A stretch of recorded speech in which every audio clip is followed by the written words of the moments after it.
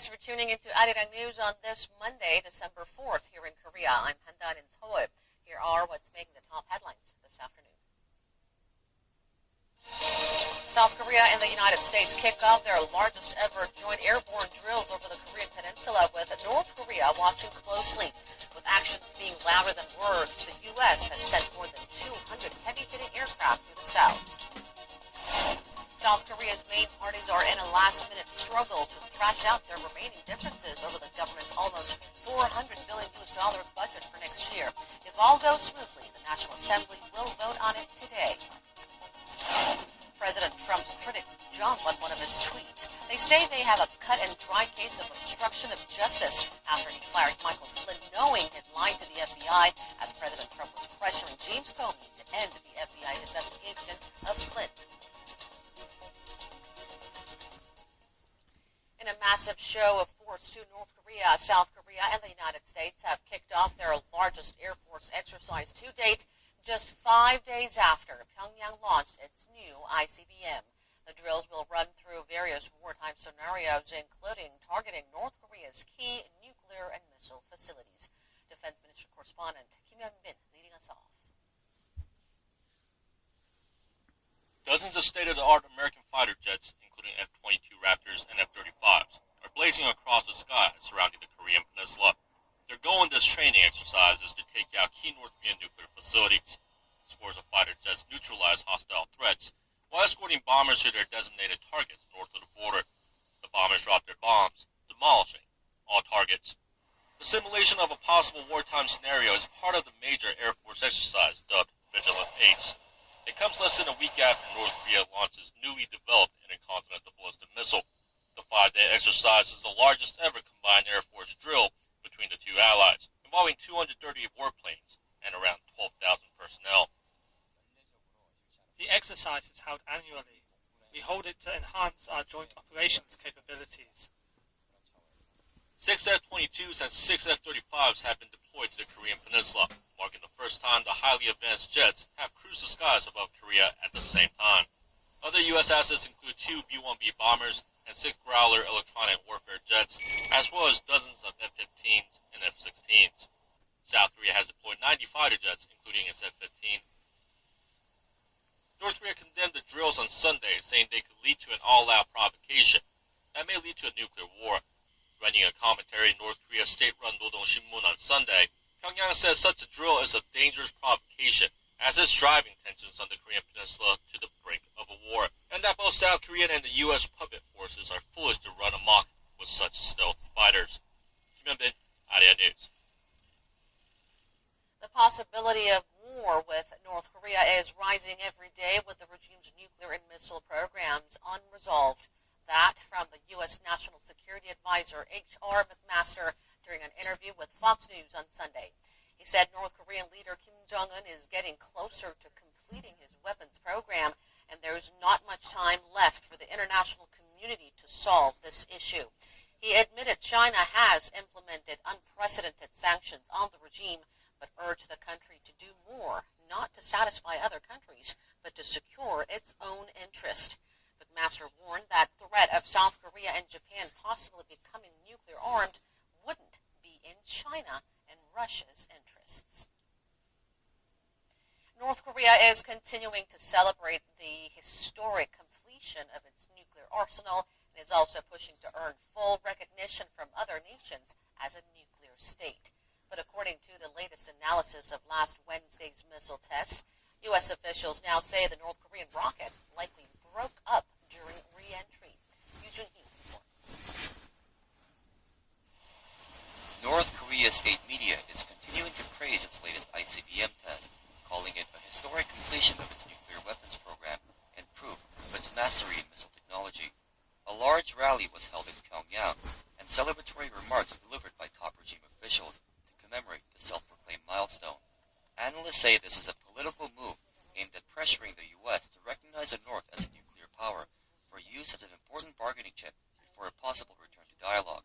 The reclusive nation may be willing to return to the negotiating table with Washington as parties of equal standing in order to guarantee the regime's continued survival. In fact, following North Korea's initial claim back in 2005 that it successfully developed nuclear weapons, regime's stated goals called for the improvement in its relations with the United States. Also, in 2007, just a year following its first nuclear test, it also enjoyed major success on the diplomatic front, including an inter-Korean summit, among other cross-border agreements. However, Pyongyang's true intentions aside, U.S. officials now say that last week's test-fired missile may have broke up as it re-entered the Earth's atmosphere. Although technical analysis is ongoing, the officials say North Korea is struggling to master the necessary re-entry technology to obtain a fully working ICBM. It remains to be seen if Pyongyang's latest escalation could, ironic as it may sound, provide the impetus for renewed talks between North Korea and the U.S. Yujuni, Arirang News. It has emerged that North Korea reached out to meet an American expert close to the Trump administration several times this year, possibly to get an idea of the White House's North Korea strategies. In an interview with Tokyo-based Sankei Shimbun, Douglas Paul, Vice President for Studies at the Carnegie Endowment for International Peace, said Pyongyang proposed meeting 8 times this year, the most recent being in early October. The North suggested he could visit the North and meet high-level officials or speak to Choi Sun-hee, Director General for North American Affairs, in a third country like Switzerland. Pyongyang said it won't negotiate over its nuclear weapons, but welcomes discussions if the U.S. wants. Paul said he rejected all the proposals. Grueling negotiations are underway again at the National Assembly with the aim of reaching an agreement over the government's 2018 budget proposal and hopefully putting it up for a full floor vote. The clock is ticking after Saturday's midnight deadline. It came and went without the rival parties reaching a compromise. Our National Assembly correspondent Kim Min-ji now joins us on the phone for the latest details. Min-ji, fill us in. Floor leaders from the 3 main political parties resumed negotiations this morning in the hope of reaching a compromise over the government's $394 billion budget bill for next year. Now, it was their first face-to-face encounter after missing the deadline on Saturday, unable to narrow their differences. They are under strain with just weeks left before the end of the year. If the budget proposal isn't passed by the new year, the government will have to draw up a provisional budget that can only be used for mandatory expenditures. But questions linger over whether rival parties will find common ground today, as they are still quite a way apart on key issues.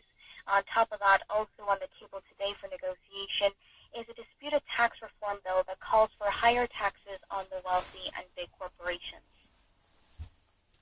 Rival parties have been locked in crunch talks running up to Saturday's deadline and even on Sunday. Now walk us through the major areas of contention.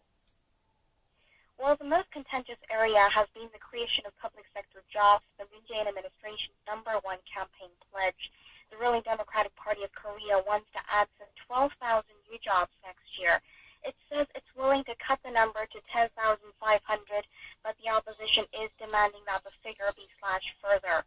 Rival parties also still have to narrow their differences over the $2.7 billion that will be set aside for small firms to cushion the fallout from next year's hefty minimum wage hike. They're clashing over how long the support would be provided, with the opposition stressing that the budget can't be used to bankroll higher wages. The main opposition Liberty Korea Party is firm on its stance that it will not accept what it calls a populist budget that will damage the country's fiscal health. The center-left People's Party, which holds 40 seats and is seen to hold the deciding vote, has also been more or less aligned with the conservatives on the disputed areas. Now, as you know, Talon, it's an opposition-led parliament, with the ruling party short of a majority with just 121 seats. So winning the opposition support is seen as crucial to get the government's agenda rolling.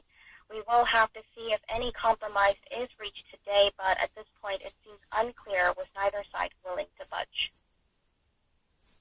Well, let's still hope that they will be able to strike out their differences today. Thank you, Minzy, for that. Stay on it for us. U.S. President Donald Trump's personal lawyer has said that he wrote a tweet for the president over the weekend about the firing of former White House National Security Advisor Michael Flynn. Democrats say it contains language that could point to possible obstruction of justice by the president. Nuara with the latest.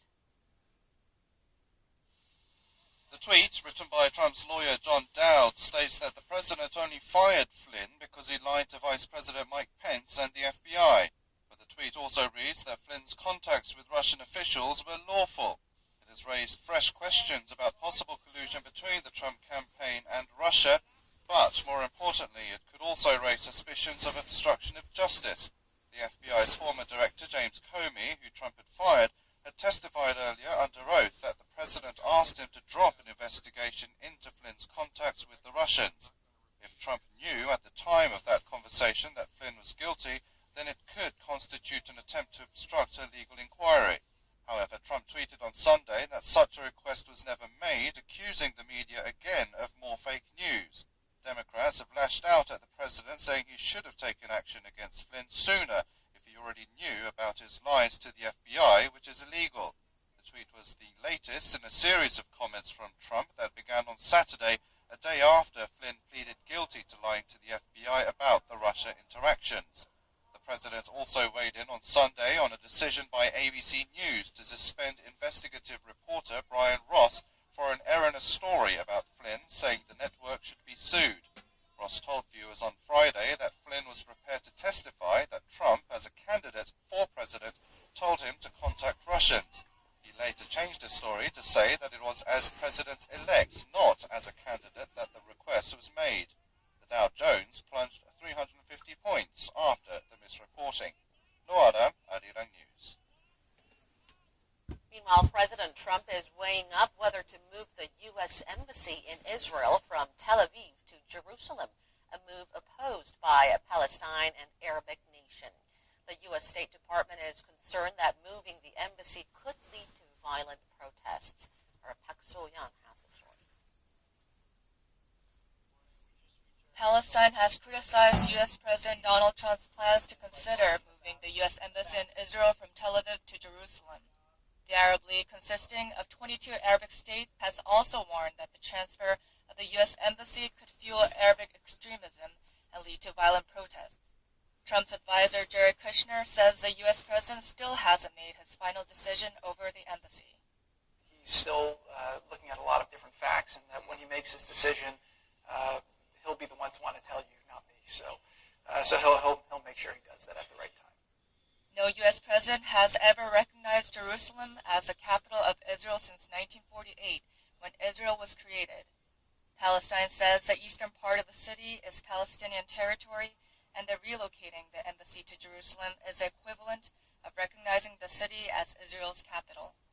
Admitting and recognizing East Jerusalem as the capital of Jerusalem and moving the embassy to Jerusalem, that means they are going to demolish totally the two-state solution, which is totally against the UN resolution and against the American calls for having a just peace and two-state solution. On the other hand, Israelis say the decision to move the embassy has come later than expected. I think he waited too long. He should have done it immediately when he became the president. Israel has occupied East Jerusalem since 1967 and claimed that Jerusalem is a unified capital. Palestine, on the other hand, are hoping that the eastern sector of the city will be their future capital. White House National Security Advisor H.R. McMaster has said that the relocation will create momentum to broker a peace agreement in the Middle East. But Middle East experts say moving the embassy will make a peace agreement more difficult. The U.S. Department of State is also concerned that the transfer of the U.S. Embassy will spark violent protests against U.S. offices. Park So-yeon, Arirang News. The 12th meeting of UNESCO's Intergovernmental Committee for the Safeguarding of the Intangible Cultural Heritage has convened on Korea's southern island of Jeju. The 6-day meeting will examine nominations to be added to the representative list of the intangible cultural heritage of humanity, the intangible cultural heritage in need of urgent safeguarding, and more.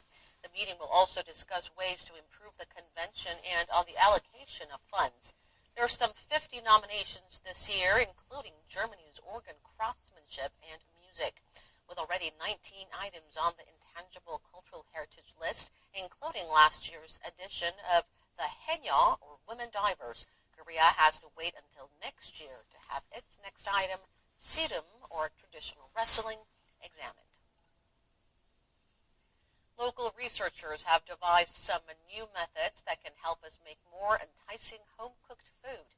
Researchers say all it takes is a cup of edible alcohol to make multi-grain rice fluffier, while special aging methods can make cheap beef cuts more tender. Cho Sung-min